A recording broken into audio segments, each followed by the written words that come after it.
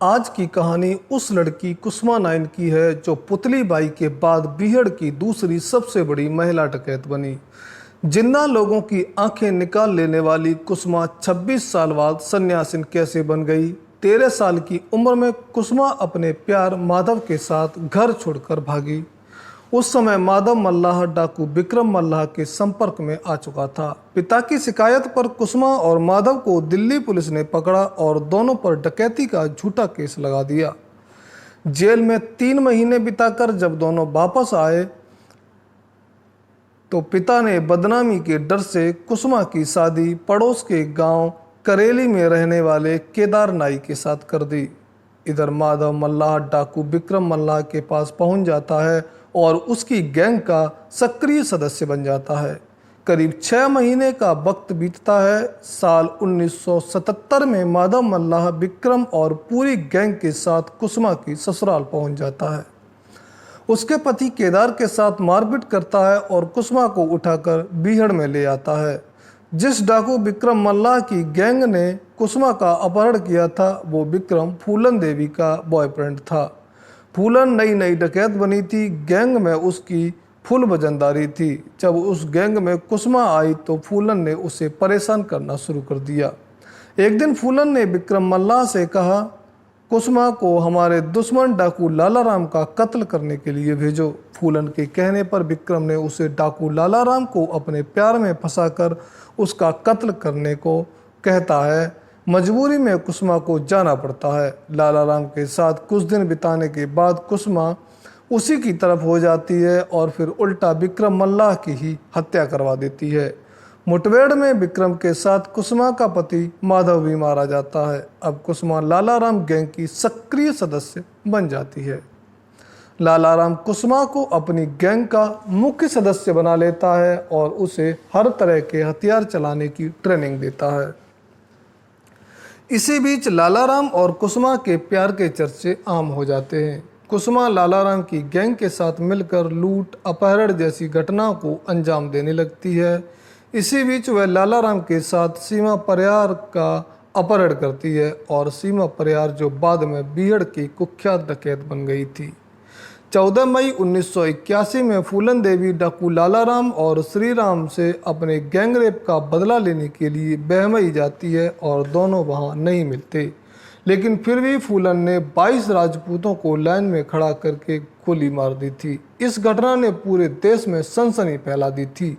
इस कांड के बाद लाला राम और उसकी मासूका बन चुकी कुसुमा बदला लेने के लिए उतावले होने लगते हैं। बहमई कांड के 1 साल बाद यानी कि साल 1982 में फूलन आत्मसमर्पण कर देती है।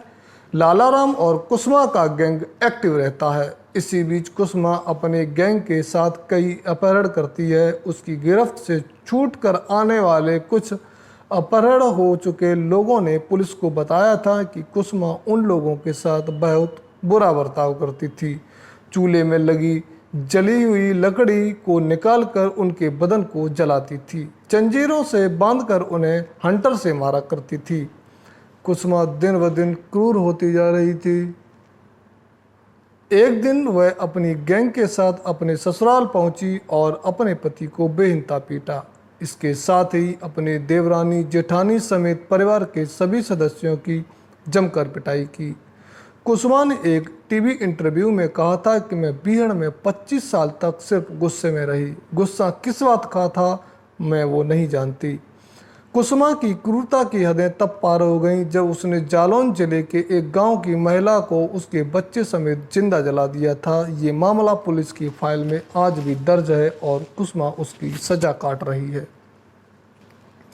साल 1984 में कुसुमा फूलन देवी के बहमई कांड का बदला लेती है और फूलन के दुश्मन लाला राम के प्रेम में डूबी कुसुमा अपनी गैंग के साथ बेतवा नदी के किनारे बसे मई अस्ता गांव पहुंचती है और उस गांव के 15 मल्लाहों को लाइन में खड़ा कर गोली मार देती है और घरों को आग के हवाले कर देती है।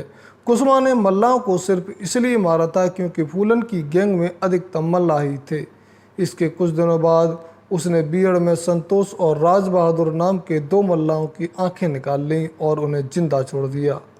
कुसुमा की क्रूरता के कारण डकैत उन्हें यमुना चंबल की शेरनी कहकर बुलाने लगे थे। कुसुमा गुस्सैल थी। एक दिन किसी बात को लेकर उसकी लाला राम से बहस हो गई। लाला राम ने उसे माँ की गाली दे दी। कुसुमा ने लाला राम से कहा, इसी वक्त गोली से उड़ा दूंगी। लाला राम ने कहा, मैंने तुझे जमीन से आसमान पर पहुंचाया है। तब कुसुमा ने कहा, अब तुम्हारी औकात नहीं है कि आसमान से नीचे ला सको। यह कहते हुए कुसुमा गैंग छोड़कर चली जाती है। लाला राम से अलग होने के बाद कुसुमा डाकुओं के गुरु कहे जाने वाले रामाश्रय तिवारी उर्फ फक्कड़ बाबा के पास चली गई। डाकू फक्कड़ बाबा ने उन्हें अपनी गैंग में शामिल कर लिया। कुछ दिनों बाद उसके और फक्कड़ के प्यार के किस्से आम हो गए।